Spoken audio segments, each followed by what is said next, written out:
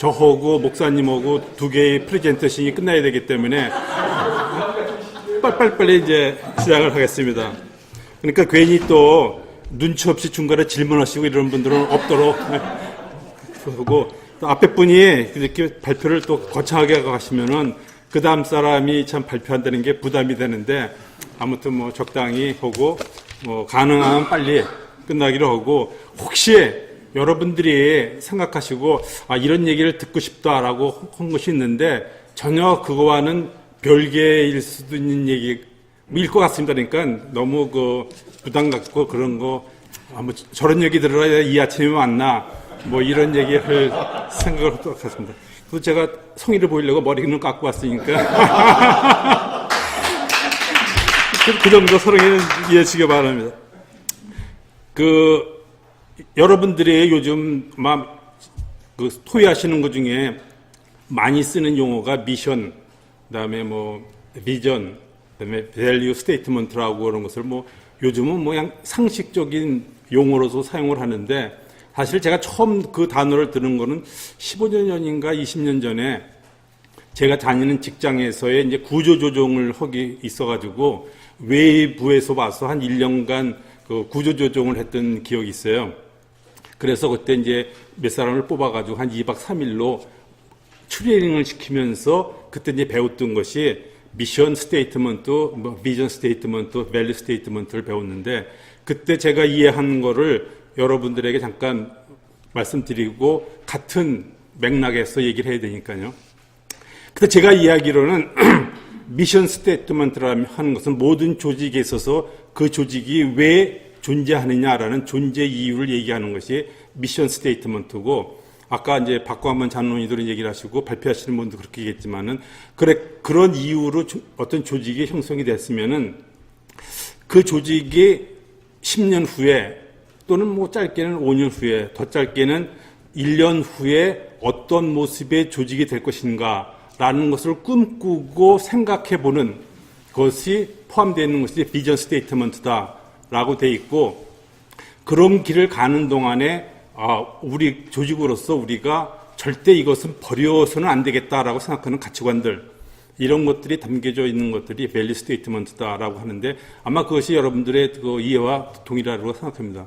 그래서 오늘 제가 말씀드리려 하는 것은 미션 스테이트먼트는 뭐 여러분들이 다 하실 거고, 아마 저한테 부탁하셨던 것은 비전 스테이트먼트에 이제 관계되는 거, 즉 다시 말해서 내가 앞으로 꿈꾸는 교회는 어떤 모습이어야 되는가, 그리고 우리가 꿈꾸는 교회는 어떤 모습이어야 되는가, 이런 것들을 한번 여러분들이 토의해 보자고 모인 것 같은데, 그런 점에 대해서 잠깐 제가 설명을 드리고 끝내겠습니다.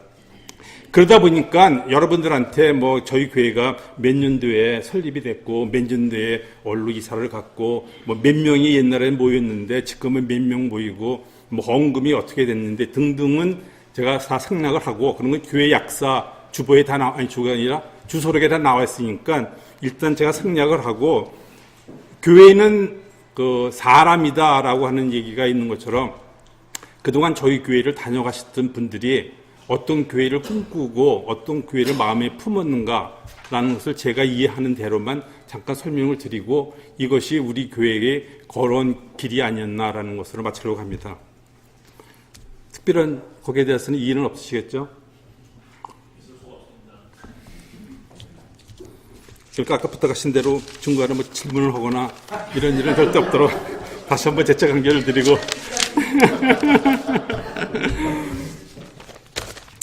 원래는 제가 11시 반에 출발하도록 약속이 돼 있었는데 지금 제가 오버타임으로 일하고 있다는 거 여러분들이 지난 일을 돌이켜보니까 저희들이 이런 모임을 짧게는 많이 가졌지만 크게 교회적으로 가졌던 일은 두 번이었던 것 같아요. 1996년에 이런 모임을 우리가 한번 가졌었고, 그때 당시에는 이제 황우진 장로님도 같이 계셔서 같이 동참을 했었고, 또 2009년에 또 한 번 이런 모임을 했었습니다. 그때는 이제 박남수 장로님도 같이 해서 아주 열심히 이걸 했기 때문에, 그래서 그때 했던 토의되고 정리되었던, 특히 박남수 장로님과 황우진 장로님이 정리를 잘해 주신 자료가 있길래 그거를 기초로 해서 또 제 생각을 조금 보태서 그 말씀을 드리자면은 대개 모든 그때 토의한 사람들이 공통적으로 그 느꼈던 것은 저희의 교회에 걸어온 그 모습이 한 3단계 정도가 되지 않는가라는 데는 뭐 거의 동의를 했던 것 같아요.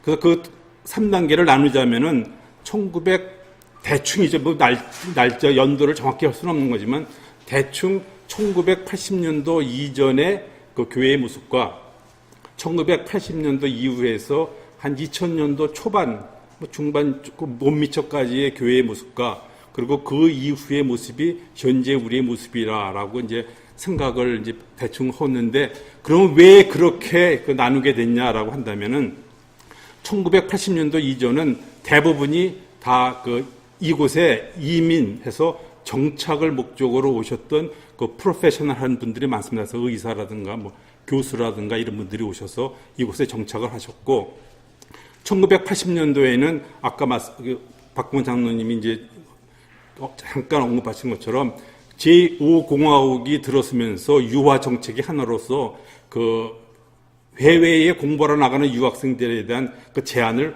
아주 완화시켜서 많이 풀었습니다.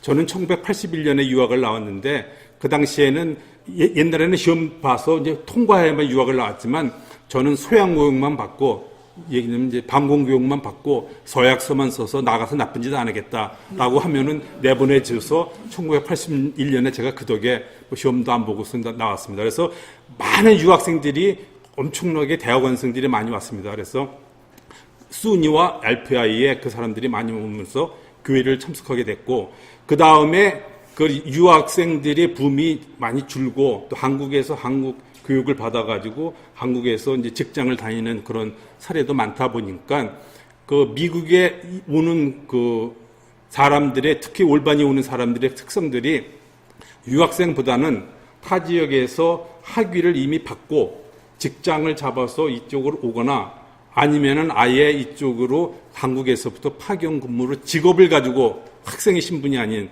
이런 것으로 왔기 때문에 그 세 가지 단계로 좀 구별이 됐던 것 같습니다. 그래서 이 세 단계 때 보여줬던 우리 교회의 모습들이 어떤가를 잠깐만 소개하고 제 발표를 이제 마치고, 그 다음에 한 1, 2분 정도 제가 여러분한테 부탁하는 말을 하나 여러분들이 양해를 하신다면은 하고 이제 끝내기로 하겠습니다. 질문이 안 됩니다. 벌써 5분이 지나갔으니까 5분 내로 아무튼 끝내기로 하고, 그러면은 80년 이후의 모습들은 사실 제가 없었기 때문에 정확히 말씀을 드리지 못하지만은 제가 81년에 왔기 때문에 그때 이미 오셨던 분들과의 교류라든가 대화라든가 같이 신앙생활을 하는 기간이 있었기 때문에 그분들의 모습은 대개 어떠냐면은 외국 땅에 와서 아무도 없는 곳에 왔기 때문에 제일 먼저 목적은 뭐였냐면 한국의 신앙을 갖고 계셨던 분들이 그 신앙을 어떻게 하면 잃지 않고 지켜나갈까 하는 게 첫 번째 목적이었습니다. 그거 플러스 뭐 우리 교회뿐만 아니라 미국의 많은 이민교회가 공통적으로 하는 것처럼 교회는 안 다니고 신앙은 없는 분이었지만 한국 사람이라는 이유 때문에 교회라는 곳을 찾아와서 한국 사람과 어울리는 이 모습을 저희 교회도 똑같이 가지고 있었습니다. 그래서 1976년에 현재의 우리의 교회 위치로 여러 곳에 예배를 보시다가 정착을 해서 현재까지 왔는데, 그때의 교회 약사에 기록되어 있는 기록을 보면은 이런 두 기절이 나오고 있습니다. 우리 교회는 1976년도 당시에 한인 사회의 중심으로 교회의 위치를 굳혀가고 한인 교회로서의 뿌리를 내리고 있다라는 약사에 기록되어 있고, 또 한 가지는 그 이어서 명실공히 모든 교우들과 교회의 교우들과 한인 사회에서는 없어서는 안 될 존재로 교회가 발전해 나가고 있다라는 표현을 나타내는 걸 봐서 아까 말씀드린 것처럼 그때 당시 교회의 모습이라는 것은 한국에서 신앙생활 하신 분들이 자기의 생활을 잘 지켜나가고 잃지 않도록 하는 모습과, 그 다음에 이민에 오신 많은 이민 사회의 한인들과의 그 펠로십을 통한 한국 사람이라는 것을 지켜나가려고 하는 모습을 지켰던 것이 그때입니다. 그래서 그때의 교회에서 있었던 것은 그 청년이라든가 유스그룹이든가 썬데이 스쿨은 거의 미미했습니다.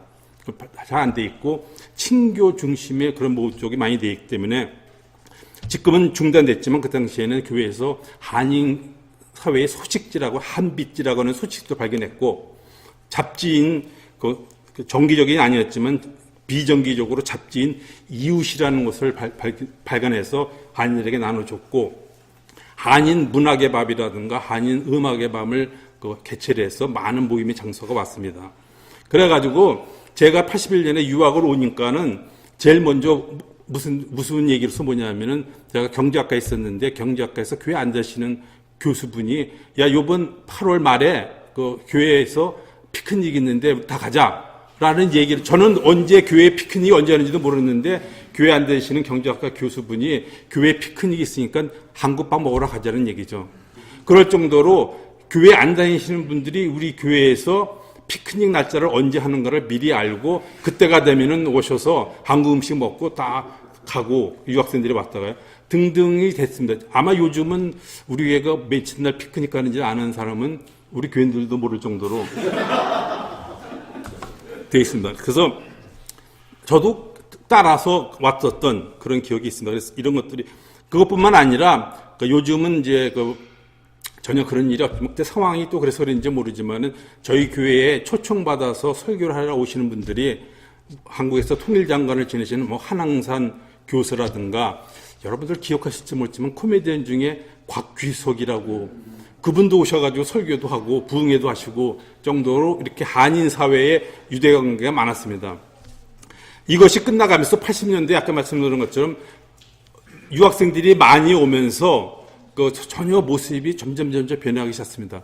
어떤 모습이 변했냐면은 기존에 한국에 있었던 신앙을 지키는 것이 아니라 유학생들의 이 참신한 우리들은 이제 외인부들이라고 불렀어요. 이 사람들 신앙을 가지고 와가지고는 아주 새로운 프로그램 가지고 교회에 유학생 한 4, 5년 있으니까 4, 5년 동안 쫙 그 프로그램을 해서 많이 그 새로운 교회의 모습들을 갖게 됩니다. 그래서 그 사람들이 이제 지나가면 또 새로운 또 유학생들이 와가지고 새로운 프로그램으로 새로운 신앙의 모습을 가지고 계속 이런적으로 이어져 가가지고 그때의 그 교회 약사에 적혀져 있는 그 설명을 들어보면은 우리 교회가 내적, 외적으로 자람과 동시에 이웃과 사회 속에서의 교회 또 나아가서 봉사하며 섬기는 교회의 모습으로 발전해 나가고 있다라고 그때 당시의 교회의 모습을 그 약사에는 기록되어 있습니다. 여기서 교회가 내적, 외적으로 성장한다는 것은 앞에 있었던 것과는 좀 다른 모습입니다. 그러면 어떤 의미에서 내적, 외적의 성장을 모습을 그때 사람들은 생각을 했냐면은 성경 공부가 굉장히 발전하고 새로 시작되면서 교회의 모임이 성경 공부 모임으로 가지기 시작했습니다. 그래서 그때 당시에서는 구역이 우리는 각 교회의 사단이 구역이라고 해야죠. 각 구역을 중심으로 성경 공부가 아주 치열하게 그래서 그때 이제 황우진 장로님과도 이제 같이 구역도 허브를 했었는데 이 뭐 구역 예배인지 이건 뭐 토론장인지 이거는 뭐 싸움장인지 친교장인지 모를 정도로 한번 구역을 모이면은 밤 자정까지 모이다가 갈 정도로 치열한 성경 공부를 하면서 내적 그다음에 외적 성장을 했습니다. 그래서 가장 중심을 지었던 것은 뭐였냐면은 이 교회가 옛날 모습과는 달리 한국에서 유학생들이 왔다가 이곳에 머물다가 4, 5년이면 한국으로 가고 이것이 계속 지속되다 보니까 교회가 많은 역할을 해야 되지만 가장 중요하게 여기는 것들은 많은 사람들이 유학생들이 오면서 다 교인들이 아닌데 대부분 교인들로 나옵니다. 그러면은 이분들을 교육시켜서 세례를 받게 해가지고 교인의 신앙 고백을 한 다음에 한국으로 다시 보내자라는 것이 가장 큰 그 목적 중에 하나였습니다. 그래서 지금은 여러분들이 거의 저도 그렇지만 거의 교류가 없지만은 그 당시에 있어서는 여기서 공부를 마치고 신앙생활을 하고 한국으로 가신 분들과 지속적인 연결이 있었습니다.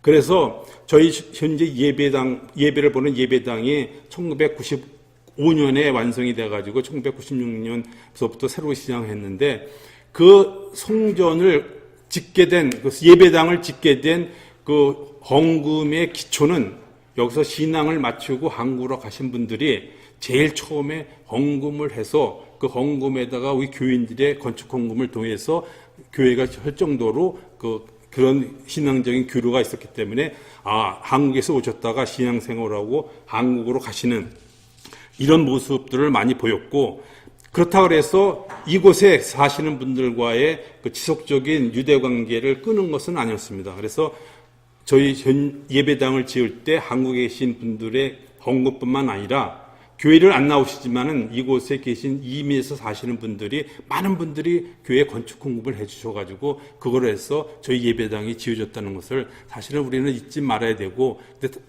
그때 계셨던 1세대 분들은 다 이제 플로리다로 떠나시거나 그래서 없습니다.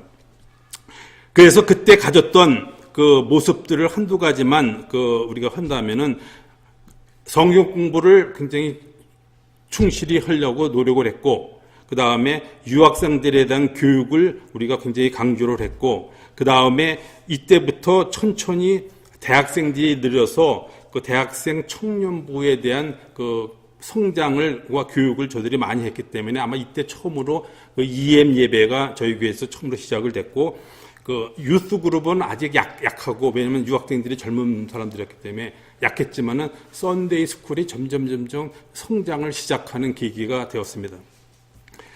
그 다음에 아까 두 번째가 이웃과 사회 속에서 봉사하며 섬기는 교회를 그 모습을 저희들이 이제 나타내기 위해서 했던 것들이 1988년에 무지개 캠프가 처음으로 저희 교회가 봉사에 참여함으로써 지금까지 우리 황우천 장로님이 수고를 많이 하셔가지고 지금까지 이어오는 것처럼 사회에 저희들이 봉사하는 그러한 그 모습을 보였습니다.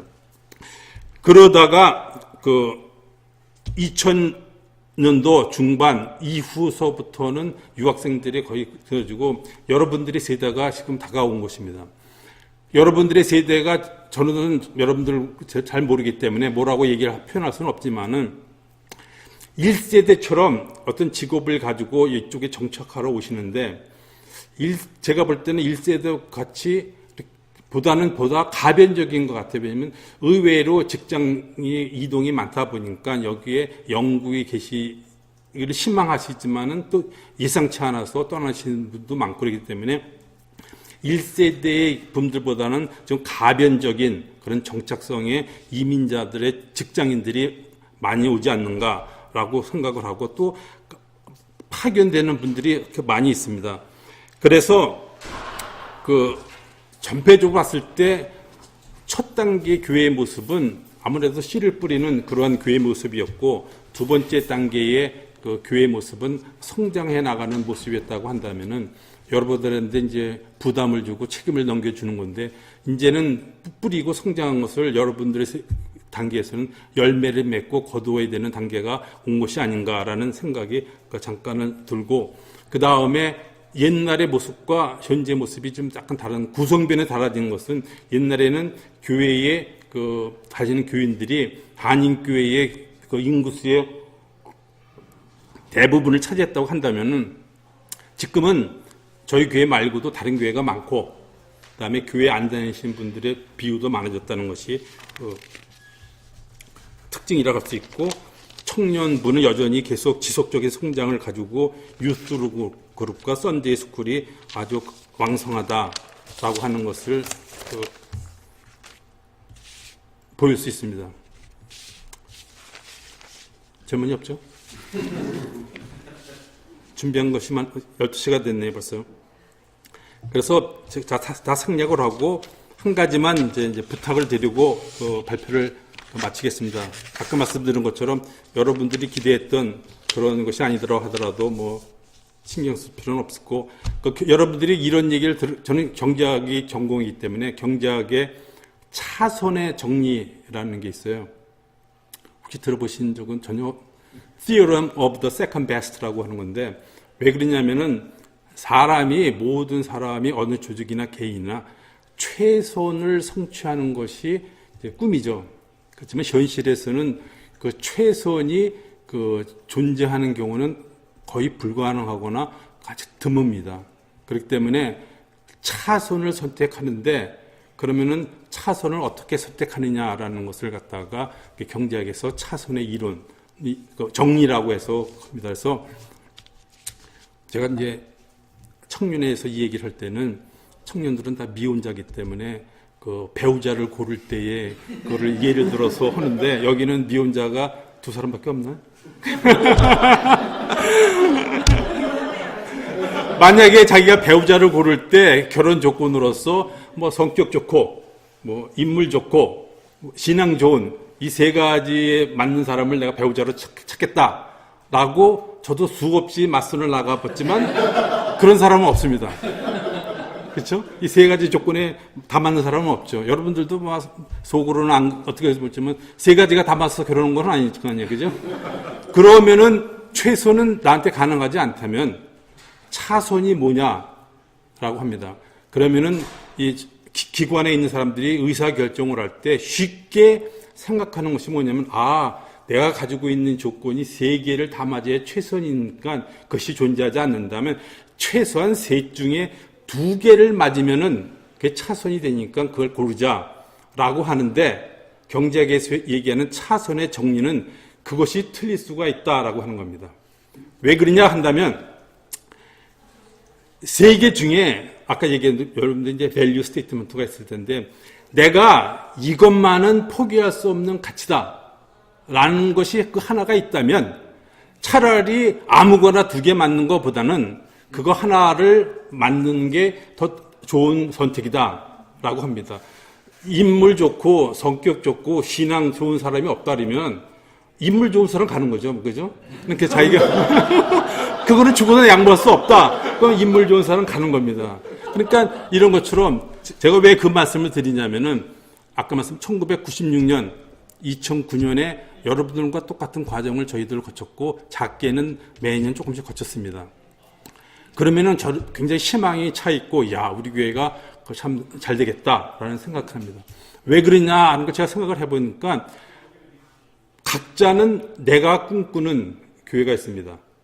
여러분들 지금 물어보면은 뭐 시간 가는 줄 모르고 내가 꿈꾸는 교회를 얘기하죠. 저도 내가 꿈꾸는 교회가 있죠. 내가 꿈꾸는 교회에서 우리가 꿈꾸는 교회로 가기가 아주 힘듭니다. 그 단계가 쉬운 것 같은데 내가 꿈꾸는 교회에서 우리가 꿈꾸는 교회를 가기가 힘듭니다. 그러면 그 단계를 갈 때 내가 꿈꾸는 교회의 모든 모습을 다 갖춘 우리가 꿈꾸는 교회로 간다면은 최선이겠죠.